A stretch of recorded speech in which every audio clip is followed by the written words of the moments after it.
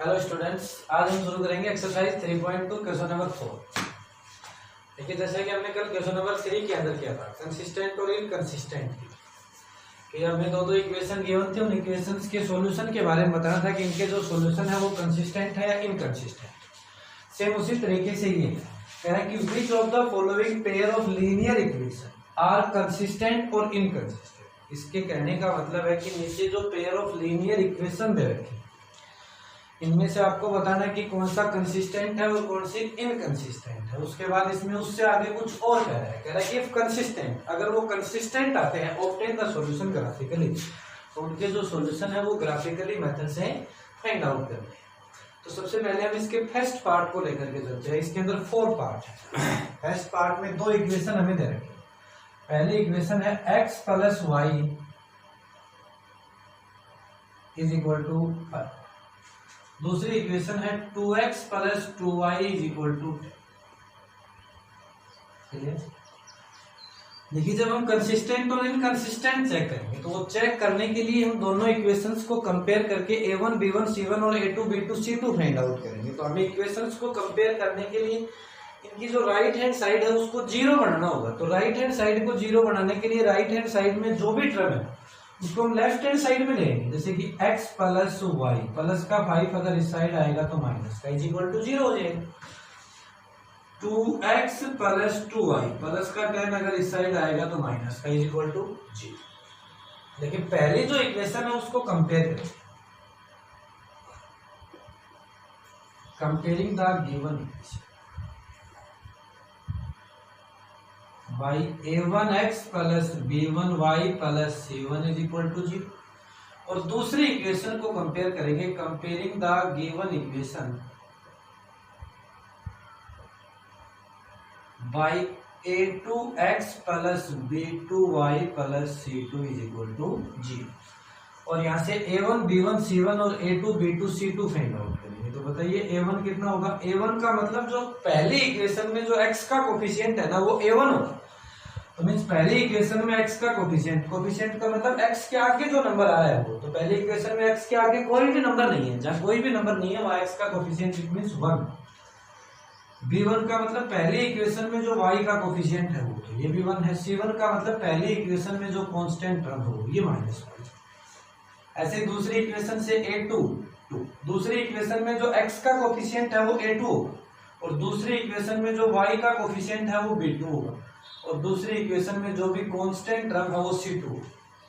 a1 b1 c1 और a2 b2 c2 आने के बाद क्या हम अब चेक करेंगे कि सॉल्यूशन कंसिस्टेंट होंगे या इनकंसिस्टेंट। तो वो पता चलेगा इन रेशियो से a1 upon a2 b1 upon b2 c1, a1 upon a2 1 upon b1 upon b2 1 upon c1 upon c2 -5 upon -10 -5 upon -10 cancel हो जाए 2।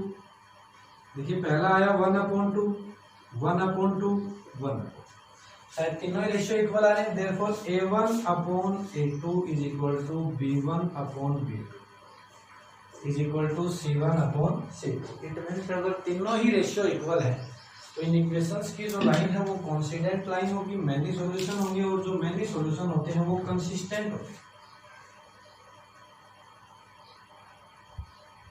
ऐसे होते हैं कंसिस्टेंट। तो इसने पहले तो यही कहा कि बताओ कंसिस्टेंट है या इनकंसिस्टेंट। तो पहले आए कंसिस्टेंट। अभी कह रहे हैं कि अगर कंसिस्टेंट है तो सॉल्यूशन फाइंड आउट करते हैं। तो सॉल्यूशन तो हमें ग्राफ से फाइंड आउट करने, तो ग्राफ से सॉल्यूशन फाइंड आउट करने के लिए हमें दोनों इक्वेशंस के दो सॉल्यूशन निकालने होंगे। पहली इक्वेशन है x plus y is equal to 5।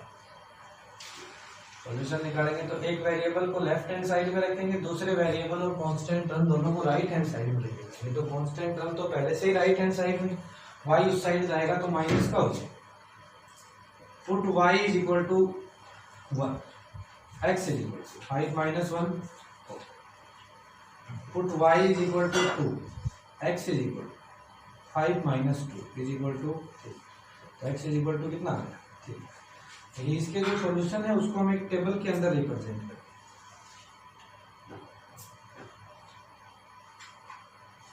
x सबसे पहले हमने y की जगह 1 पुट किया तो x कितना आया 4, फिर हमने y की जगह 2 पुट किया तो x कितना आया 3। ये इसके दो सॉल्यूशन हो गए। इसी तरीके से हम दूसरे इक्वेशन के भी दो सॉल्यूशन फाइंड आउट करें। देखिए दूसरे इक्वेशन के दो सॉल्यूशन फाइंड आउट करने के लिए दूसरी इक्वेशन है हमारे पास 2x plus 2y is equal to 10। यहाँ से लेफ्ट हैंड साइड में से 2 कॉमन आ रहा है, x plus y is equal to 10। 2 जब उस साइड जाएगा तो डिवाइड हो जाएगा, x plus y is equal to 10 upon 2 cancel हो जाएगा 5, x plus y is equal to 5। शायद ये पहले वाली ही इक्वेशन आ गई। जब आप सॉल्यूशन निकालेंगे तो x को आप इधर रखेंगे और y को आप उधर लेके जाएंगे, तो x इज इक्वल टू क्या हो जाएगा 5 माइनस वाई। सेम यही सॉल्यूशन है, दोनों के एक जैसे ही सॉल्यूशन है। इसके लिए आपको फाइंड आउट करने की आवश्यकता नहीं है क्योंकि इस इक्वेशन के सॉल्यूशन हम पहले फाइंड आउट कर चुके हैं। तो यही दोनों के सॉल्यूशन के लिए और इसको ग्राफ के ऊपर रिप्रेजेंट करना है। तो ग्राफ के ऊपर रिप्रेजेंट करने के लिए ये तो है y एक्सिस, ये है x एक्सिस, ये है ओरिजिन को, ये है 1 2 3 4 5, ये है -1 -2 -3 -4 -5, 1 2 3 4 5, -1 -2 -3 -4 -5। देखिए पहला सॉल्यूशन है 4 1 x एक्सिस पर 4 और y एक्सिस पर, तो ये पॉइंट होगा 4। इसी का दूसरा सॉल्यूशन है 3 2 x एक्सिस पर 3 और y एक्सिस पर।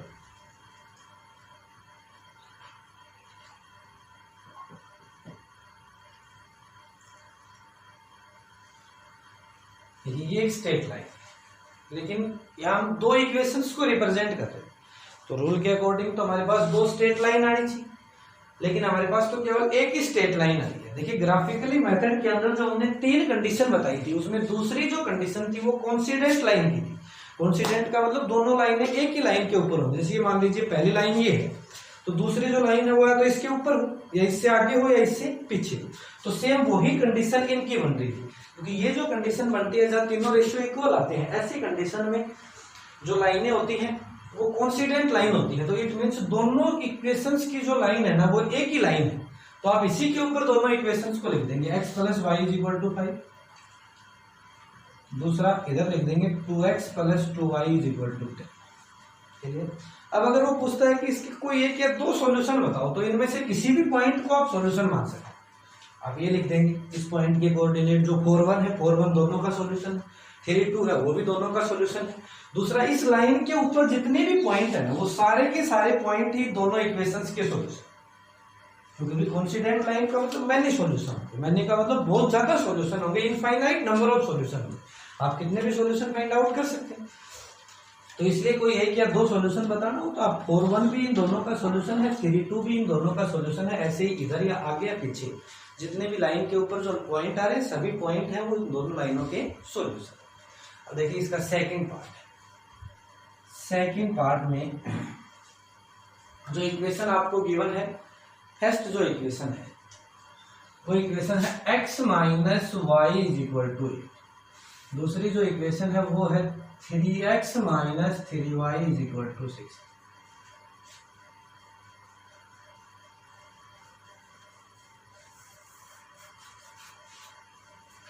x minus y is equal to 8, 3x minus 3y is equal to 6। सबसे पहली कंडीशन राइट हैंड साइड को 0 बनाना है, तो प्लस का 1 जब इस साइड आएगा तो माइनस का हो जाएगा। 3x माइनस 3y प्लस का 16 जब इस साइड आएगा तो ये भी माइनस का हो जाएगा। देखिए पहली जो इक्वेशन है उसको तो इससे कंपेयर करना है, दूसरी जो इक्वेशन है उसको इससे कंपेयर करना है। सेम जैसा यहाँ किया था वैसे हमें वहां करना है। तो कंपेयरिंग द गिवन इक्वेशन,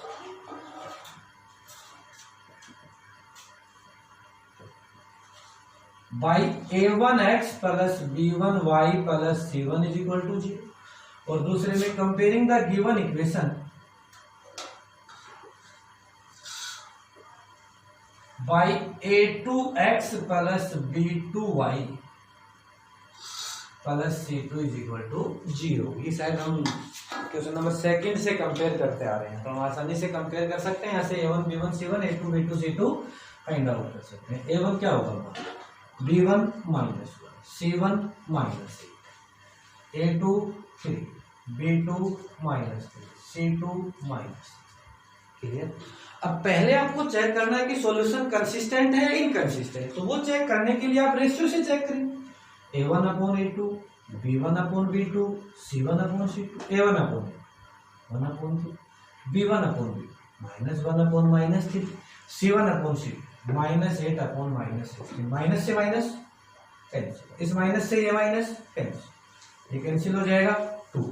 तो देखिए पहला रेशियो आया 1/3, दूसरा भी क्या है 1/3, तो इट मीन्स पहले वाले जो दोनों रेशियो है वो आपस में क्या हो गए इक्वल, क्या हो गए इक्वल। लेकिन तीसरा जो रेशियो है वो आया 1/2, लेकिन वो तीसरा तो इनके इक्वल नहीं हुआ, पहले वाले दोनों इक्वल है 1/3 और 1/3, तीसरा इक्वल नहीं। तो यहाँ कंडीशन बनेगी A1/A2 is equal to B1/B2 but not equal to C1/C2। देखिए जो A1/A2 है वो B1/B2 के तो इक्वल है, लेकिन C1/C2 के इक्वल नहीं है। देखिए ऐसी कंडीशन में इक्वेशंस के जो सॉल्यूशन होते हैं वो नो सॉल्यूशन होते हैं, पैरेलल लाइन होती है, और जो नो सॉल्यूशन होते हैं तो वो इनकंसिस्टेंट होते हैं इनकंसिस्टेंट। तो इसके अंदर हमें केवल इतना ही करना है, जब इनकंसिस्टेंट है तो उसको यहीं छोड़ देना है, केवल इनकंसिस्टेंट लिखे, क्योंकि इसने कहा है कि इफ कंसिस्टेंट, अगर कंसिस्टेंट है तो ऑब्टेन द सॉल्यूशन ग्राफिकली, अगर कंसिस्टेंट है तभी आपको सॉल्यूशन ग्राफिकली मेथड से फाइंड आउट करना है।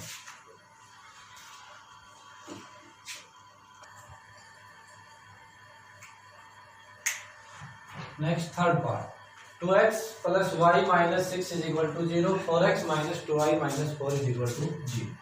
लेकिन सबसे पहले आपको कंसिस्टेंट और इनकंसिस्टेंट चेक करना है, वो चेक करने के लिए कंपेयर करेंगे, कंपेयरिंग द गिवन इक्वेशन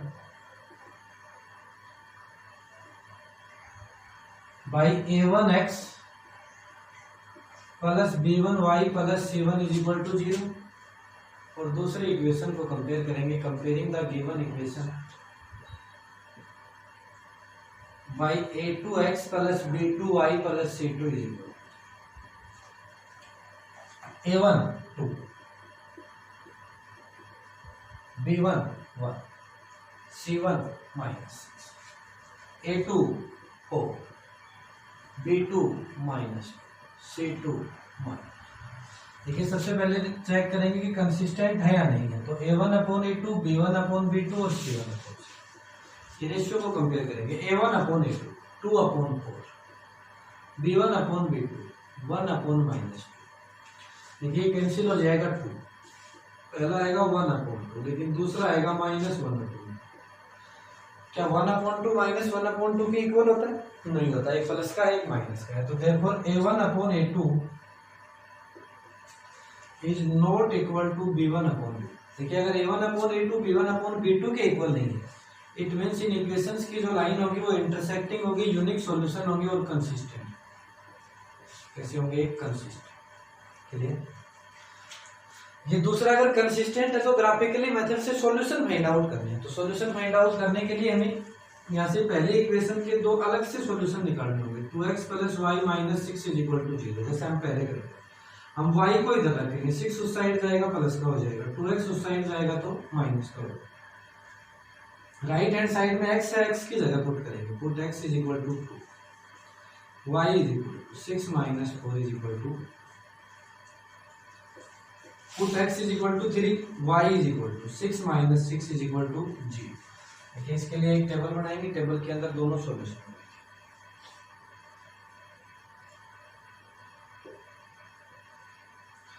सबसे पहले हमने x की जगह 2 पुट किया तो y कितना आ रहा है? 2 आ रहा है। फिर x की जगह 3 पुट किया तो y कितना आ रहा है? 0। देखिए इसी तरीके से दूसरी इक्वेशन 4x - 2y - 4 = 0। 2 शायद तीनों में से कॉमन आ रहा है, कॉमन ले लेंगे। 2x - y - 2 = 0। 2x - y - 2 = 0। 2 उस साइड जाएगा तो डिवाइड में जाएगा। 2x - y - 2 0/2। देखिए माइनस का y अगर उस साइड जाएगा तो प्लस का हो जाएगा। अब साइड्स को इंटरचेंज कर लेंगे तो y = आएगा 2x - 2, क्या आएगा? 2x - 2। अब x की जगह पुट करेंगे, put x = 1, y = 2 × 1 2 -2, y = 0। Put x = 2, y = 2 × 2 4 -2। तो y इज इक्वल टू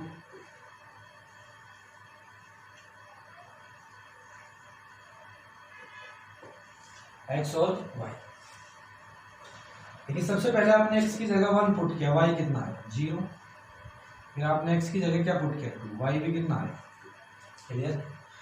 दोनों सॉल्यूशन आने के बाद में इसको ग्राफ के ऊपर रिप्रेजेंट करना है, तो इसका छोटा ही ग्राफ बनेगा क्योंकि बड़े से बड़ा जो पॉइंट है वो 3, तो ये आएगा 1 2 3, ये ओरिजिन हो जाएगा -1 -2 -3 1 2 3 -1 -2 -3। पहली इक्वेशन का पहला सॉल्यूशन है 2 2, x एक्सिस पर 2 और y एक्सिस पर, ये पॉइंट हो जाएगा 2। पहले इक्वेशन का दूसरा सॉल्यूशन है 3 0, इट मींस x एक्सिस पर 3 और y एक्सिस पर 0, ये पॉइंट। इस लाइन के ऊपर इसकी इक्वेशन लिखेंगे, इसकी इक्वेशन है 2x + y - 6 = 0। 2x + y - 6 = 0।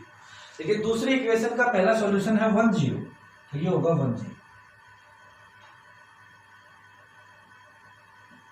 दूसरी इक्वेशन का दूसरा सॉल्यूशन है 2 2, तो ये है 2, जो पहले से ही रिप्रेजेंट कर रखा है। इस लाइन की इक्वेशन है 4x - 2y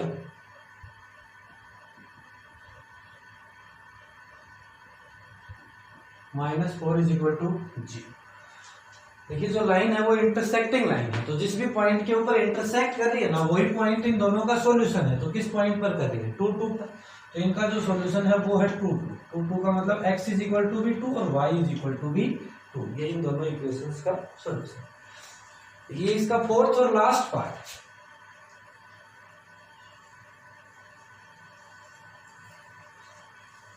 देखिए फोर्थ और लास्ट पार्ट में जो पहली इक्वेशन है वो है 2x - 2y - 2 = 0। पहली इक्वेशन को आपको कंपेयर करना होता है, कंपेयरिंग द गिवन इक्वेशन